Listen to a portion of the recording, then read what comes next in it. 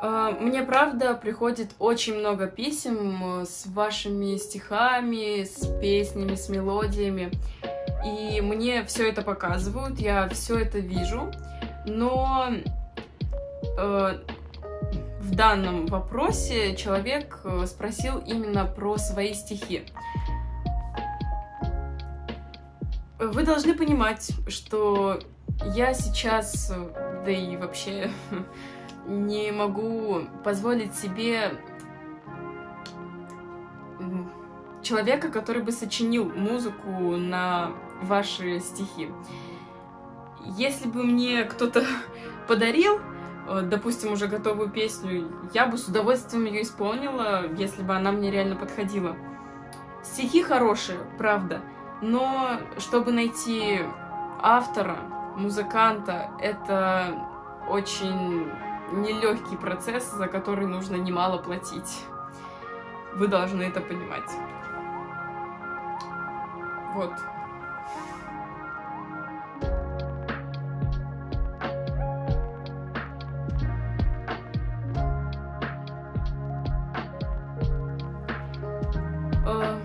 Сейчас я, да и вообще последние полгода, я читаю классическую литературу по кодификатору ЕГЭ литературы. И времени на любимую литературу у меня не остается. Но я не говорю, что мне не нравятся произведения, которые я читаю на данный момент. Их слишком много, потому что просто забейте в интернете кодификатор литературы ЕГЭ 2020, и вы поймете, что информация, которая сейчас у меня в голове, ее просто немерено, и сказать, выделить именно какую-то книгу я не могу, потому что их очень много, и я даже не знаю, как можно выделить что-то одно.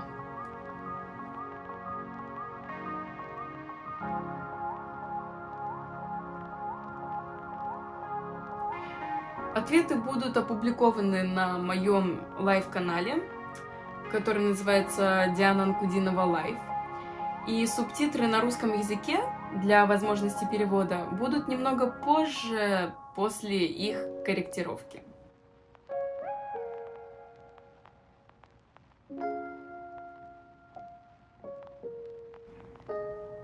Насколько вы лишены свободы желаний?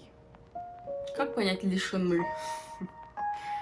У меня нет такого, чтобы, не знаю, там мама в штыки сказала: так, ты села, учишь песню, так, ты села, там, не знаю, пишешь аранжировку, что-нибудь такое, знаете, такого нет. Я просто сама знаю, что мне нужно, и сказать, что я хочу пойти погулять с друзьями, как вы тут написали, поточить баклуши. Конечно, желаний много таких, потому что я подросток, и это нормально, но приходится жертвовать этими желаниями на то, чтобы делать для вас качественный контент, потому что мне нравится вас радовать, а если мне это нравится, то почему бы этого и не делать? Я не ограничена в своих желаниях, и если я чего-то очень сильно хочу, я пойду и это сделаю.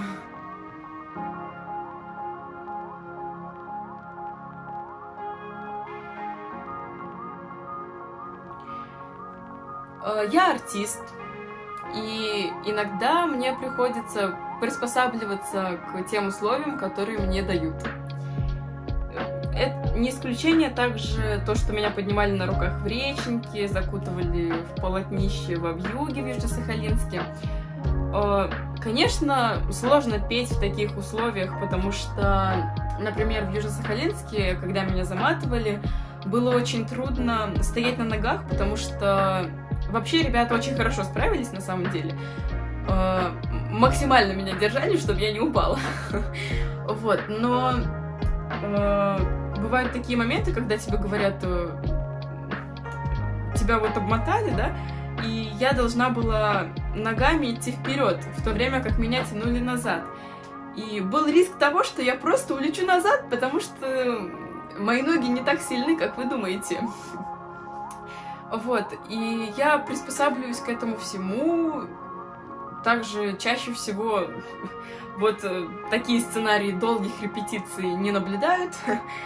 Вот, но я с детства на сцене, и я приучена уже к этому всему, и я никогда не говорила, никогда в адрес всего этого не предъявляла каких-то претензий, потому что это нормально для артистов, это просто опыт, практика, и это говорит о том, что в будущем, когда я буду уже состоявшейся артисткой, я смогу нанять себе танцоров, с которыми смогу также танцевать, делать какие-то классные номера, например, как делает Pink. Кто не знает эту певицу, пожалуйста, посмотрите в интернете, потому что это что-то нереальное. Все это нужно для артиста. Без этого, без этих полотнищ, без танцоров, которые поднимают меня на руки, реченька та же самая не смотрелась бы так эффектно, как она смотрелась в эфире «Ты супер».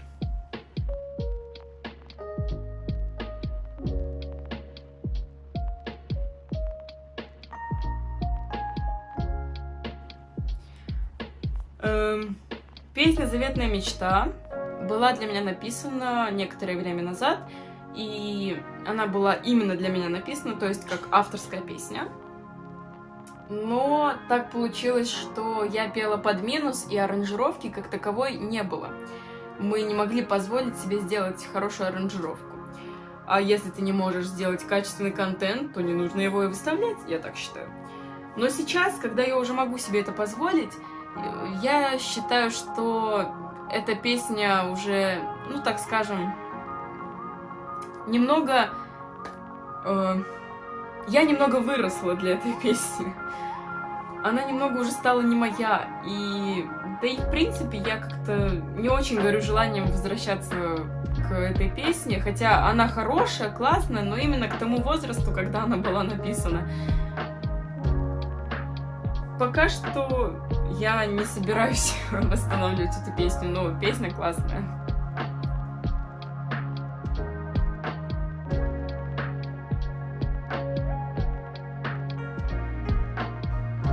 Вопрос очень хороший, и то, что вы описываете в этом вопросе, тоже очень хорошо звучит.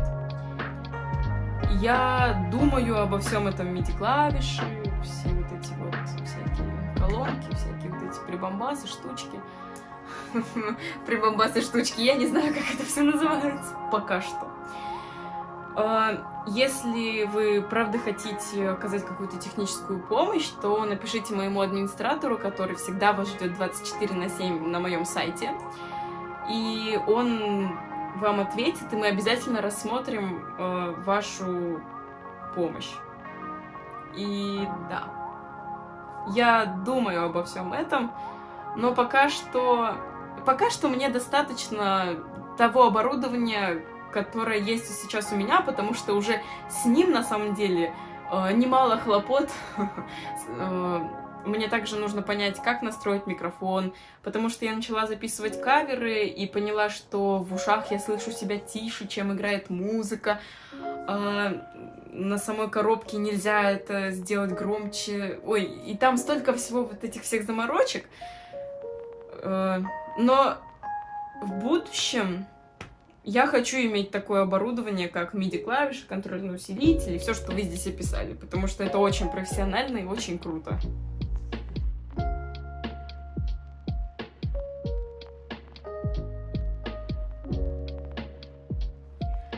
Да, в конце клипа Vibes появляется девушка, и я на самом деле тоже не знаю, что это за девушка. Это была инициатива Адама. Насчет перспективы сотрудничать с ним, да, такие перспективы есть.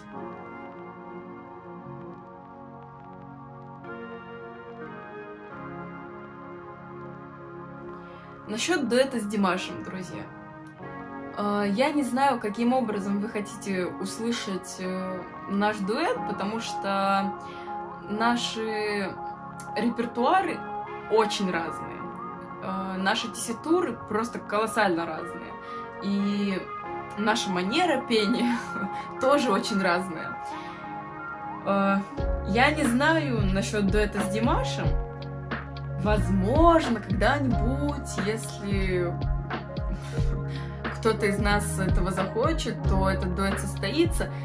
Но насчет того, что встречались ли мы с ним на концертах или вообще общаемся ли, он мне писал в Инстаграм, и да, мы как-то с ним переписывались. Это, кстати, было летом прошлого года. Вот, он меня знает, он хорошо относится к моему творчеству, так же, как и я, к его творчеству. Спасибо, что стараетесь способствовать тому, чтобы он обо мне знал.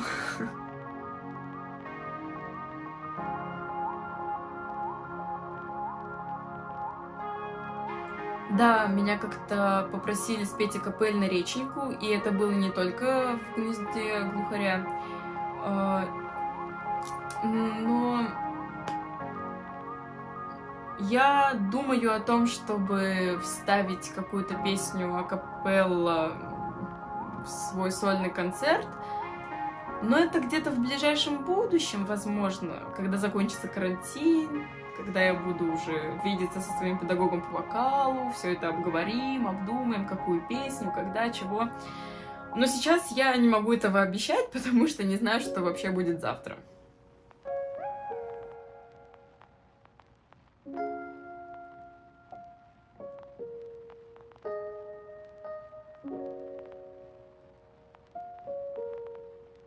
Я реакций на мои каверы от оригинальных исполнителей не наблюдала, но если вы видите такие реакции или знаете, то дайте мне об этом знать, потому что я таких не встречала. Мне очень часто рекомендуют какие-то песни, и если я до сих пор не исполнила рекомендуемую вами мне песню, значит, что она мне либо не подходит по диапазону, либо еще почему-то не подходит, либо она просто не моя. Но насчет песни «Зомби» я подумаю, но ничего не могу обещать.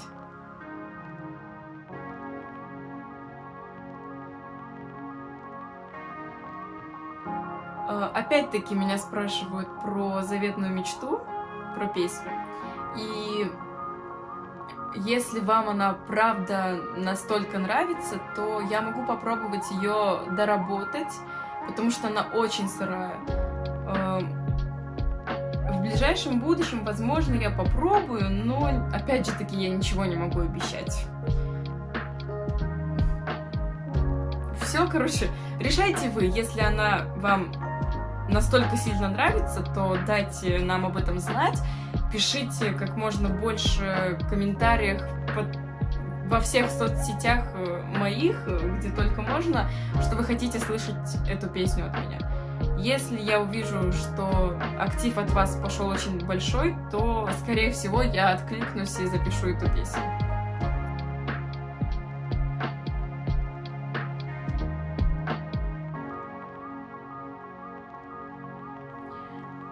У меня не так много времени, чтобы посвятить его фильмам и сериалам. И также там еще в конце написано про компьютерные игры. Я уже сказала, что я в них не играю и вообще не шарю. Но могу сказать, что мне удалось посмотреть пару-тройку сериалов за время карантина. И именно один из них мне очень запал в душу. Это сериал «Ривердейл». Русские сериалы я, к сожалению, не смотрю, так сложилось. Вот, но все сериалы Netflix мне очень нравятся. Вот, а если насчет фильма, на карантине, если честно, я не посмотрела еще ни одного фильма. Но если говорить, что было вне карантине, то мне очень нравится фильм... Какой мне фильм нравится? «Незваный гость». Очень хороший фильм с очень неожиданным концом. Если вы смотрели, то наверняка заценили. На самом деле у меня очень много любимых фильмов, а вот насчет сериалов я сейчас уверена, что есть только один, и это «Ривердейл».